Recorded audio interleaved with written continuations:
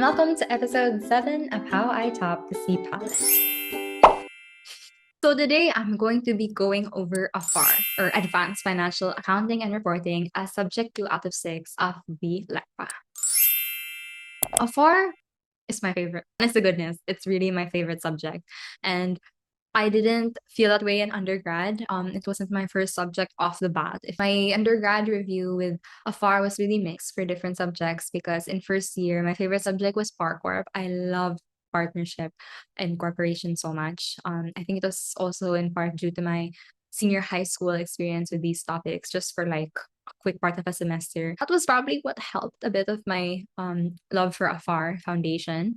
However, my experience with AFAR in third year was one of the worst, actually probably the worst ones out of all the subjects I had, because I really had a bad first view over certain topics like long-term construction contracts, installment sales, consignment sales, and most especially HOPA, home office and branch accounting, which took me a long while to sort out. It really did. But when I went into business combinations, a bit unconsolidated financial statements, that was when I think AFAR came back. It started to build back as my favorite subject. And it lasted all the way through integrated review and all the way until official review season. And so, just like FAR in a sense, AFAR ended up being my highest subject, but it tied with another subject for first place. So my first slash second place, one of them is AFAR, and the other one I'll reveal when that subject comes along. So evidently, it's like a bit anticipated again. I didn't actually get that like crazy high in AFAR or something. It's just the highest out of all of my subjects. But I remember it was also kind of challenging a bit, the exam, though mostly like as long as you've got the basic concepts down, I think you're good to go. But there were definitely a few there that were a bit trickier. And I think I struggled more with the theoretical problems of AFAR, because problem solving, I love the problem solving.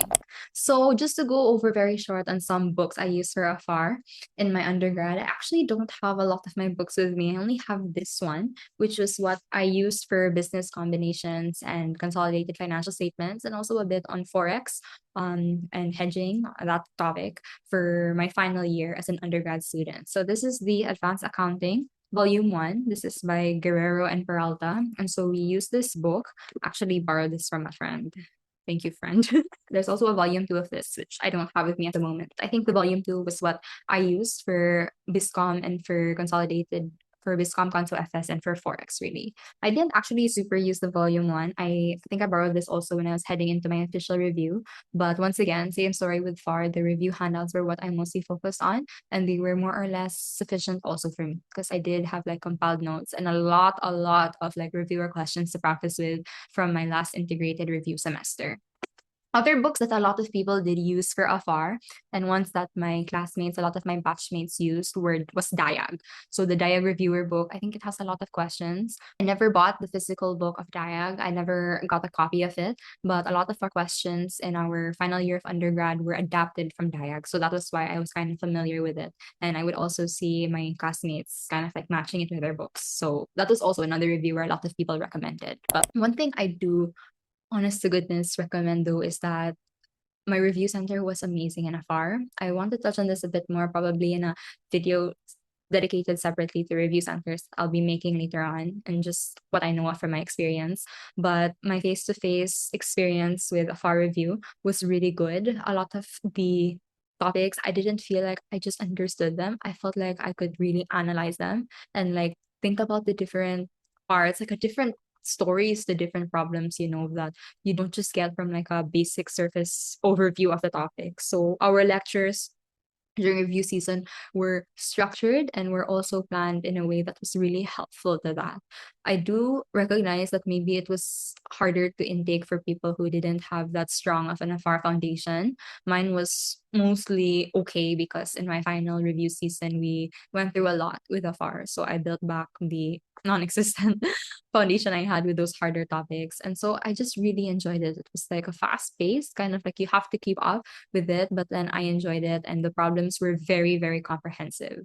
Not to mention also the pre-boards and pre-week handouts that we go through, they're really enough. They're really sufficient. So those honed and those really helped me master AFAR as a topic, to the point that I could like confidently say any partnership problem that would come my way is like not an issue, because I really do love the partnership problems.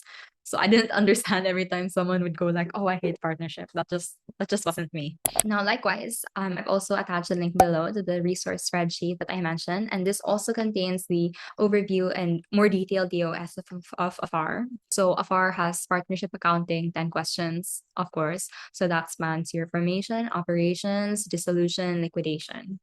Then you have your corporate liquidation, which honestly, this topic I only like touched on in my official review. We supposedly had it during undergrad, but I didn't understand it back then. It was very like baby level. So it was only an official review and I finally understood the reason and the whys rather than just the hows and the whats. And I really attribute that to the review center lectures I had. Then after the corporate liquidation, there's the joint arrangements or PFRS level. So yeah, your joint operations and your joint ventures. Then there's revenue recognition or PFRS 15, which was a bit tricky for me at first. That's like the five-step process. But when it gets applied to questions, I remember I was at first kind of unsure about how to tackle those. And I was like, should I read the entirety of PFRS 15 or not? I ended up not doing that, but I really familiarized myself with the rules of it with every like practice I got with every form of practice I had with the topic from then on.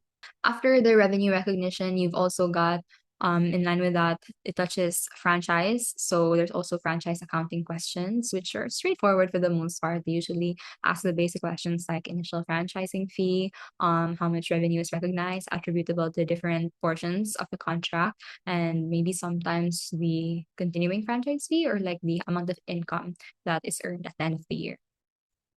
Then you have HOBA, which at first I was hopeless in. HOBA was like a mess. Like it took me so long to understand. It also took me a while to stop getting mixed up between branch current, investment in branch, and then the different accounts and home office books, branch books. It was a process. And especially when they put in the whole issue with the whole problems with freight, those took me so long. Those were like the biggest struggles I had with HOBA. And also once they would make you kind of like reconcile when it's like bank recon but applied to HOBA. So you're going from the branch office books to the home office books or reverse, or you're getting the adjusted balance. So that kind of analysis, those problems really took me a lot of time at first, and then I kept mastering them as they went on. So by the time I took the exam, the board exam, I was confident that I'd get it, but I was still not super confident that I'd get it like in the snap of a finger. It would really take me a while to draw out and visualize. Also, so you don't do the mistake of like repeating the whole process again just because you got lost or because you overanalyze a certain thing. That was so bad. Then there's business combination, which is one of the easiest topics in AFAR, I believe. And a lot of people in undergrad breeze through this topic so fast. There's also separate and console financial statements, which is one of the superstars in AFAR. Our review centers, they like call it superstar. So that's the term we give to like higher yield topics. So this one, they would always introduce it as superstar. And well enough, it really was a superstar later on. But I think because of the amount of time I kept practicing problems like this over and over again, it became like muscle memory. Then comes Forex or derivatives and hedging accounting, which was the second one I struggled with the most. So right after HOA. And Forex was an issue because we would come over problems in pre-boards that were like out of this world. A lot to do with spread, a lot to do with buy and sell and all of the different terms that you cannot mix up and you cannot interchange. So those took a lot more mastery and a lot more familiarizing the concept flows of each. You have to lay that down. Then you have translation of foreign currency. And one thing I noticed with these two topics, with Forex and translation, is you kind of get a bit confused with the keywords they use for both. Because like certain keywords that you can mix up or when they use in problems, they seem interchangeable. So I remember I clarified a lot with my reviewers and I was like mastering them with every problem I went through. Then you have the smaller topics or like not as high yield, but still quite important, maybe 1 to 2 questions each. And that would be the NPOs as well as government accounting or GovAC. GovAC was kind of heavily tackled in our undergrad. We really went through the journal entries. So when I went into review, I had working knowledge of it, though I didn't memorize all of the entries per se. But good to note that I think the questions that ended up coming out in pre-boards and in the actual exam for government accounting weren't as detailed and as hard as what we went through in undergrad. So that helped. Also the special topic of BOT, or build operating transfer. And this one is very like surface level for us. It was a lot of theory. And I think it was the last one that they tackled during the official review season. So it's oftentimes one of those topics people just kind of throw away if they're pressed for time. And admittedly, that was kind of how I treated it a bit as well. But I tried to go through the theory and I tried to answer a few questions relating to it. So I'd also be familiar with the kind of keywords that this BOT accounting uses a lot and is associated with. And lastly, you've got cost accounting. So that covers your activity-based costing, backflush, JIT, job order costing, joint and byproduct costing, and one of the favorites of everyone, process costing. I think process costing deserves a huge round of applause. I hated process costing before, but after I finished my review, I can like 100% tell you that I love process costing. Like I grew to love it. And if you memorize the pattern, or if you memorize like what you're supposed to do, it's really hard to remember it after because there's so many steps. And it depends on what the question will ask you, whether it's like just stopping at equivalent units of production, or if it's going to like how much cost really, and under the different methods, whether weighted average or FIFO. So I really think it's not enough to memorize the process. You have to understand it. That's the key to process costing. And I only understood it truly after the lecture I had for my review center, which was really like, it fit me so well. It's like how I learned in my study style. And it was like the first time that process costing came to life. Like I was just sitting there and I was like, whoa, so that's how you do it. That's how you do things. So there's hope for you. If you think you're hopeless with process costing, look up through the materials, the resources, and the ways in which you can understand what works for you, because maybe explaining it a certain way might help, or having these mnemonics and these easy to remember patterns can work for you. That's what I did. And process costing turned from like the hatest topic I had to my most favorite topic ever. Wonders will never cease. So that was AFAR in a nutshell. Maybe my love for it is more evident here than my love for FAR. It's definitely also a challenging subject like FAR, in the sense that there's a lot of problem solving. And though I never felt like its theory side was that heavy as FAR, I really think that the theory portion of it was something I needed to really understand in order to master the problems. So that was also like the balance there. And overall, I think AFAR is like a really satisfying subject once you get the hang of it and once you understand it. So yeah. In the next video, I'll be going over the third subject. So until then, I stay tuned, like, comment, subscribe, and day by day, please say a prayer for all of the examinees this upcoming May. And if FAR is not your favorite subject right now, I hope it becomes. And I hope it ends up as one of your highest subjects also in the board exam. So I'll see you in the next video. Bye-bye.